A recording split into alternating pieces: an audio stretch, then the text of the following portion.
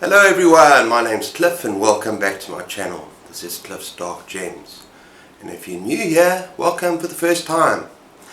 And today, another author focused video where I turn my attention to the British author Neil Gaiman. Stay tuned.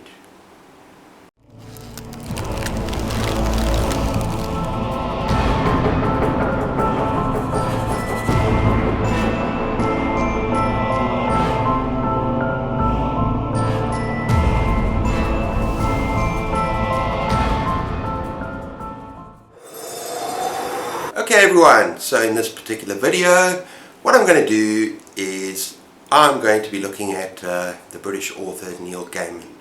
I'm going to be talking about, number one, the reasons why I love this author and his writing. Number two, just some interesting facts and fun facts about the author. And number three, go through my collection as well as books that are not in my collection that I've read. And yeah, so it should be a fun video. Okay, so what I love about Gaiman and his writing?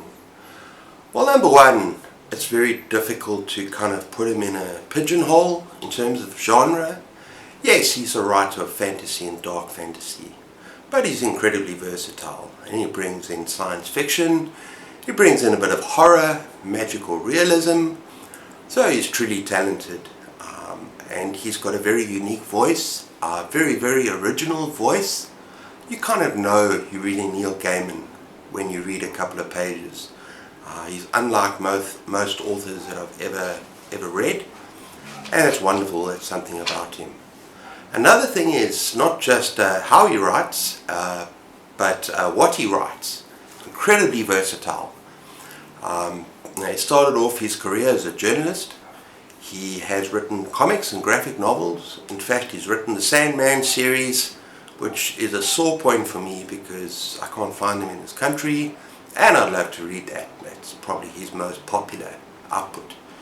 And then also he writes some middle grade, some YA, and of course adult fiction as well as screenplays, and a lot of his works have been adapted into TV and to movies. He's just all-round just superstar in terms of what he's achieved. Another thing I love about Neil Gaiman is he's just a master storyteller. He's so good with characters. They're always so fun and they're just so real and they're so there. And also just world building, just absolutely immense. And also just his stories are full of magic and wonder, whether they're dark or not. And most of them are dark. Most of them they're creepy. And also, yeah, some of his villains can be kind of terrifying, and you wouldn't think that with a fantasy author, but he does add some serious horror elements in his stories. So yeah, I love reading him. Okay, and here are some interesting facts about Neil Gaiman. Number one, excuse me, he loved libraries as a child. He used to actually ask his parents to drop him off at the library on the way to work, and he would spend the whole day in the library basically reading and just taking in all these books, from Edgar Allan Poe to C.S. Lewis, pretty much everything. And obviously that just spurred on his imagination to become a writer, but I just think that's wonderful. And even today he supports libraries, he supports literacy, and that's something admirable about him. And number two, a very interesting thing that I found on the internet, that he was suspended from school for eating chips in a graveyard. Now, one of my favorite books, and I'm going to talk about it, is a graveyard book. So yeah, that experience must have had a bit of an impact on him, and that's kind of bizarre. Yeah, I don't know, eating food in a graveyard. And I don't think it's just a graveyard book. I think a couple of maybe Sandman series which I haven't read and I want to read, that kind of spurred on things as well. So yeah, that's number two. Okay, number three, he started off working as a journalist. And his first published book, and I'm going to put it up here, was actually a biography of the 80s band Duran Duran. Which is really interesting. I love some of Duran Duran's songs from the 80s. And yeah, and apparently the lead singer enjoyed it too. And then the second book was a biography as well from Douglas Adams, Hitchhiker's Guide to the Galaxy, which I got here. And that particular work was called Don't Panic, the official Hitchhiker's Guide to the Galaxy companion, yes. And I'd love to get my hands on that as well, because I love Douglas Adams, I love Hitchhiker's Guide to the Galaxy. Okay, and just finally another thing about Neil Gaiman. He just comes across as such a relatable person. He's very active on social media. He supports writing and writers, and as I say, libraries. And he just gives his voice, and he gives his time, and gives his energy. I think he's really a fan favourite. And that's admirable about the guy, that he's so down to earth, and that he just takes interest in readers, and takes interest in people. So yeah, I love that about him. Okay, so now we're going to go through my collection. As humble as it is, first of all just the books that I own, and then I'm going to talk about books that I used to own. And yeah, I'm kind of a little bit sore about that, because before we moved home I owned a lot more from Neil Gaiman. And yeah, I'm not even going to mention some of them because I didn't read all of them. But yeah, let's just start with some middle grade YA books. And I found this the other day, last month. And that is Odd and the Frost Giants. Now this is a middle grade book. It looks kind of delightful, like a palate cleanser between the horror. And let me just read the back quickly. I haven't read it yet. The winter isn't ending, nobody knows why. And Odd has run away from home, even though he can barely walk, and has to use a crutch. That's one thing about Neil Gaiman, his characters are always very interesting. Out in the forest he encounters a bear, a fox and an eagle. 3 creatures with a strange story to tell. Now Odd is faced with a stranger journey than he has ever imagined. A journey to save Asgard, I love that. City of the Norse gods from the frost giants who have invaded it. It is going to take a very special kind of boy to defeat the most dangerous of all the frost giants and rescue the mighty gods. Someone cheerful and infuriating and clever. Someone just like Odd. Yeah, looks like there's a lot more depth to this book than I first thought. I love the whole Asgardian thing. I love Thor. So this could be a lot of fun. Okay, next up we have 2 really of my favourite Neil Gaiman books, and they're both YA, but they're both magical, and they're both worth reading if you're an adult. They're books for all ages. And the first one is Coraline. This is just so creepy and dark. And even though it's cover, I think I used to own another copy. Still pretty cool. And also the movie is absolutely magical. And it's about a girl and a family that move into a new house, and she's kind of bored. And she counts the windows that open and close. She goes around the house, and her parents are busy. And she doesn't know really what to do with her time.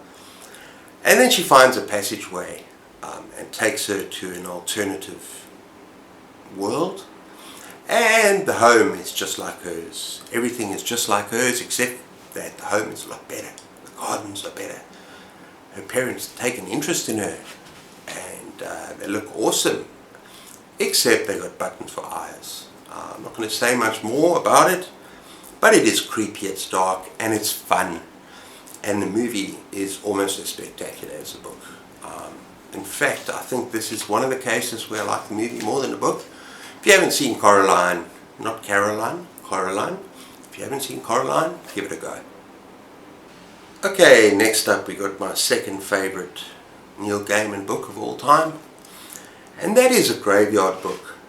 Don't be fooled. This talks about it being a YA book.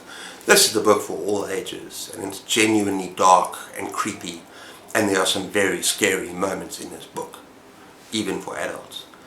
And it's about a boy, he's first an infant, and a little bit of suspension of disbelief is needed here.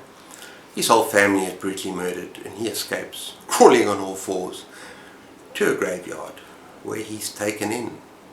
And he ends up being raised by these ghosts. But the killer still wants to finish off unfinished business. This gets scary, it's fantastical, it's beautiful, just incredible writing, and I absolutely loved it. I absolutely adored it, and I think you will too. And that is The Graveyard Book. Okay, next up I've got two short story collections to show you. The first one is perhaps the one that is a bit more of a mixed review for me, and that is Trigger Warnings and Short Fictions and Disturbances. Now, it's a very varied collection, a little bit of everything in here, even a tribute to Ray Bradbury. There's science fiction, there's fantasy, there's kind of a little bit of horror, there's just a bit of everything, fairy tale retellings and stuff. But I did find, I think out of all Neil Gaiman's books, I think this is the weakest. I found it a bit uneven. There's quite a lot in here that I did not enjoy so much.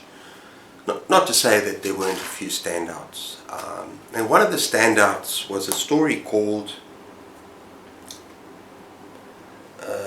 getting there. The Truth is a Cave in the Black Mountain. Yeah. And it's kind of about a quest, kind of a journey to this cave that's got tainted treasure. Yeah, and it's a very entertaining story. It's a very good story. It's one of the longer ones in this book, and I thoroughly enjoyed it. The other one was The Sleeper and the Spindle, which is kind of a fairy tale retelling. You can guess it, with a very wicked twist in the end of the tale. So yeah, that is Trigger Warnings.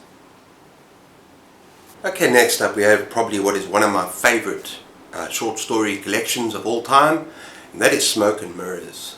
Now this I really enjoyed, and it's incredibly varied as well. It's got short stories, it's got short stories, sometimes 1 or 2 pages long. It's even got some poems, and it is very dark, and some of the stories are kind of horrifying and push the boundaries of good taste. Some of them really push the boundaries of even stuff like sex, and yeah, there's some themes in here that are very dark. But I think my favourite story out of the whole lot in here, because there are too many to mention, is Snow, Glass and Apples, and that is a very wicked retelling of Snow White, where kind of the tables are turned and Snow White is not such a good girl. Okay, next up we got American Gods. We're moving to the novels now, and I remember really loving this novel about the old gods and the new gods, but I think it deserves a reread because it is kind of a complex novel. Some of Neil Gaiman's stuff I read and I enjoyed, and then I kind of don't know, because of maybe magical realism or stuff just goes over my head, but I enjoyed it at the time, and then I can't remember the plot. So I just want to very briefly read at the back here on the book to let you know what it's about.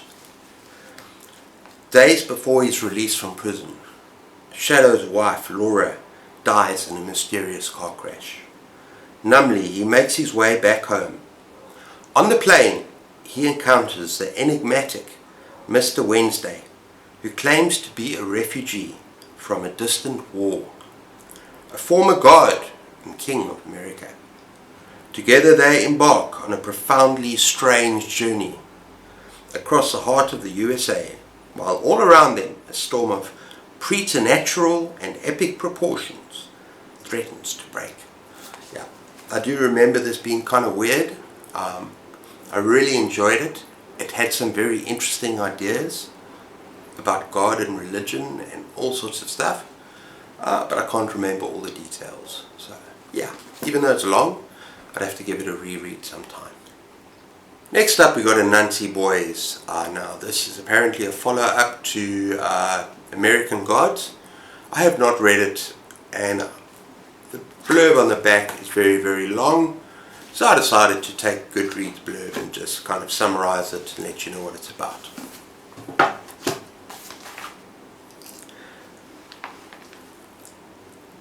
Fat Charlie Nancy's normal life ended the moment his father dropped dead on a Florida karaoke stage. Charlie didn't know his dad was a god, and he never knew he had a brother. Oh, at the beginning it says, God is dead, meet the kids. Now Brother Spider's on his doorstep, about to make Charlie's life more interesting and a hell of a lot more dangerous. So yeah, it sounds interesting. The book has been recommended to me, and I'm actually going to add now, I should have said this right at the beginning, that a video was made by Chaz from Bookish Chaz, and yeah, I didn't mention him, I should have mentioned him, and I'm going to link the video below where he talks about 10 or 11 interesting facts about Neil Gaiman. And I actually contacted him and I asked him if it's okay if I do a similar thing. So yeah, I'm going to link that video below as well. Okay, the next one is interesting, and that is The Ocean at the End of the Lane. Also happens to be Chaz's favourite book. Now, I was 100% certain I had this book, but I searched for about 2 hours today. That's commitment for you, and I could not find it. So I'm just going to tell you briefly what I remember, because it's one of those books I read a long time ago. It's kind of a horror, fantasy, magical realism, kind of all rolled into one. And it's about this man who goes back to his hometown for a funeral, and that's where he basically where he grew up with his sister. And there's this girl at the end of the lane who claims that the pond, the pond behind her house is actually an ocean. And this book is very weird and very interesting, but it's about it's sort of a coming of age, but more about fear as a young kid and kind of losing control and monsters, and it goes to very dark places, but it's about childhood and about fear and stuff that we don't understand, and that's what I remember, and it's highly recommended. But it's one of those books that I need to reread to get the themes and the ideas in my head again, because it's also, I think it's the whole idea of magical realism, and if the book is a little bit too out there, kind of, you read it once and then it's gone. And that's the way Gaiman is sometimes. He's very, very, very creative in the way that he writes, but I don't remember everything that he's written. So yeah, that is The Ocean at the End of the Lane. Deserves a reread. Okay, in 9th position we have Stardust.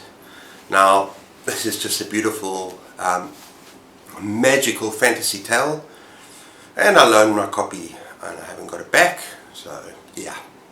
And this is a beautiful movie as well, with Claire Danes, and it's about this young man who's in love with this beautiful woman, but she happens to be a real bitch, cold-hearted bitch. And she says, she agrees that if he goes to fetch the star, there's a fallen star, happens to be a human, and if he goes to fetch it for her, then she'll marry him. Now yeah, this is a story about flying pirates, witches, fairies, all sorts of magical goings on, magic. It's just absolutely beautiful, and well worth your while. It's just a sense of humour that runs through it as well. And yeah, the boy lives in this village. He goes off, finds a star, and he ends up on the other side of this thing called a wall. Well, it is a wall. It's a village. And on the other side of the wall is another world, and it's ruled by these princes and this king. And so yeah, there's all these elements of a fabulous story, and it is wonderful. It's heartwarming. It's scary at times with the witches. They've all got their own agenda to try and find the star, and I absolutely loved it, and I loved the movie as well. So yeah, that is Stardust. Okay, and finally my favourite Neil Gaiman story that I've read, and that I'm very irritated that I don't own a copy anymore, lost in transit. And that is Neverwhere by Neil Gaiman. This is just, the story has everything for me. It's creepy, it's dark, it's absolutely fantastic characters, and it's absolutely magical. And it's kind of set in London, sort of, and it's this idea, now Neil Gaiman does this quite often, where normal life and fantasy life kind of overlap and touch each other. It's just incredible characters, world building, setting, everything.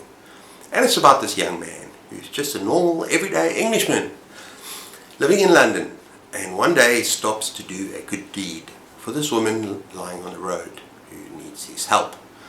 And his world is turned upside down, and he basically starts going through these magic doorways and enters London below, because there is a world below London where people fall through the cracks. And in pursuit of two very nasty villains that want to kill them. And yeah, the story is full of all sorts of wonderful weird creatures, angels and monsters, and set in the London Underground. Now I actually lived there for a year, and so it's very interesting as well that the London Underground, all these names of the characters named after stations, like there's Angel Islington, I can't remember the other ones, but yeah, it's a lot of fun, entertaining but just dark and appealing as a horror reader. I really enjoy Neil Gaiman because he gets dark, he gets creepy, and he goes to places. So it's just beyond fantasy, if you know what I mean. Okay everyone, so that's my focus on Neil Gaiman for this video. Let me know what you think down in the comments below. I really enjoy interacting with you and having a conversation with you. Let me know if you read any of those books. Let me know what you recommend. I know some of you will say Sandman. I know. I would love to get hold of that series. It's just difficult where I live, but one day maybe I'll get hold of his graphic novel series, because he's renowned for that. But anyway, I really hope you enjoyed that. Take care of yourselves, keep those pages turning, and cheers.